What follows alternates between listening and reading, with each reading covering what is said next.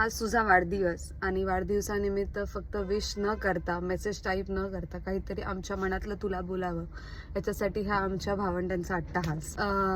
प्रत्येक जण आपल्या वडीलधाऱ्यांबद्दल खूप काही बोलत असतात. प्रत्येक जण आपल्या आईबद्दल बोलतं, वडिलांबद्दल बोलतं, पण कदाचित खूपच कमी लोक असतील जे त्यांच्या भावंडांबद्दलही बोलत असतात. वडीलधाऱ्यांबद्दल बोलायला गेलो तर वडीलधारे जितके आपल्या आयुष्यात आपल्यासाठी करत असतात त्याच्याच मी म्हणेन की 80% तू आमच्यासाठी केलंयस.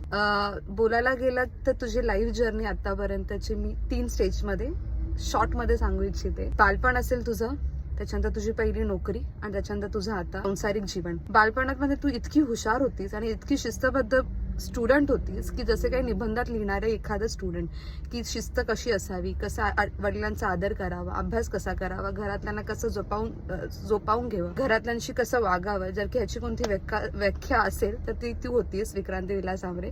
तुझ्यामुळे भरपूर वेळा आम्हाला ओरडा भेटल्यात, मारही भेटली की जा जरा सोनीसारखी वाग. त्याच्यानंतर तुझं जेव्हा कॉलेज पूर्ण होत होतं, ज्या वयामध्ये मुली नवीन नवीन ड्रेसेस घालून फिरायच्या, मूवीजला जायच्या, कुठे पार्टीजला जायच्या, बर्थडेचे हट्टास करायचे.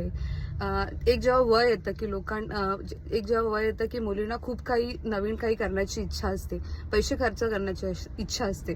त्या वयामध्ये तू घराचा एक पाया उचललास, 14वीला असताना काम करायला चालू केलंस आणि हे मेन म्हणेन की आपल्या घराची परिस्थिती बदलायला चालू केली. 14वीत कोणीच विचार केला नव्हतं की घरातली 2 नंबर पोरगी अशी कामाला बाहेर पडेल आणि आपल्या वडीलधाऱ्याच्या खांद्याला खांदा लावेल आणि आपल्या भावंड न समजता आपली लहान मुलं समजून त्यांच्या आयुष्याचे प्रत्येक इच्छा पूर्ण करायला हातभार लावेल. मला आणि बंटीला केलंच. तसा तुझ्या मुलाचा वाटा आहे, तसाच तुझ्या मुलाच्या वाट्यामध्ये पिंकीचाही हात आहे. तू अशीच नेहमीच आमच्या पाठीशी बहीण म्हणून नको तर एका वडिलांसारखी नेहमीच उभी राहिलीस आणि राही. आणि आता तू तेच तुझ्या सासरी सुद्धा करतेस. ज्या प्रकारे तू गोडपणे रक्षा, राजवी, विराज तिघांनाही सांभाळ, तुझं घर सांभाळून आई पप्पांना पण सांभाळ. It is salute for you. म्हणून पप्पा कदाचित तुला बेटा म्हणून हाक मारतात. कधीच मुलीसारखी वागली नाहीस, नेहमीच मुलासारखी वागत बसलीस. आणि माझ्या पर्सनल एक्सपिरियन्सने सांगेन की जेव्हा लाईफमध्ये डोळे बंद केले आणि अंधार उभा राहिला तेव्हा माझा प्रत्येक फोन मी तुलाच लावला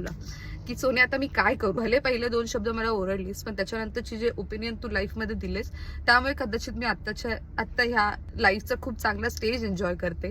ते माझे लग्न असो या माझे जॉब असो, त्या लाईफमध्ये काही केलेली अचिव्हमेंट असो, कोणत्याच गोष्टीला ना किंवा डाऊट असं कधीच केलाच नाही. मी कधी खूप अनइमॅजिन करणाऱ्या गोष्टी तुला विचारल्या, सोनी आपण हे करून बघूया का, तू प्रत्येक वेळी हो बोललीस. म्हणजे कदाचित ती कॉन्फिडन्स आणि ती पॉवर तू आम्हाला देत होती. हे करा, हे होईल आणि नक्कीच होईल. So thank you. एका भिंतीसारखी आणि एका खंबीर लढ्यासाठी आमच्यासाठी जो तू लढा देत आलीस इतकी वर्ष, देव करे तुला खूप खूप आयुष्य लाभ आणि तुझ्या आयुष्यात खूप सुख यावं. Thank you for being a sister, being a not mother but being a father figure for us, and thank you गोंडस, रक्षा आणि विराज सारख्या मुलांचं संगोपन करण्यासाठी.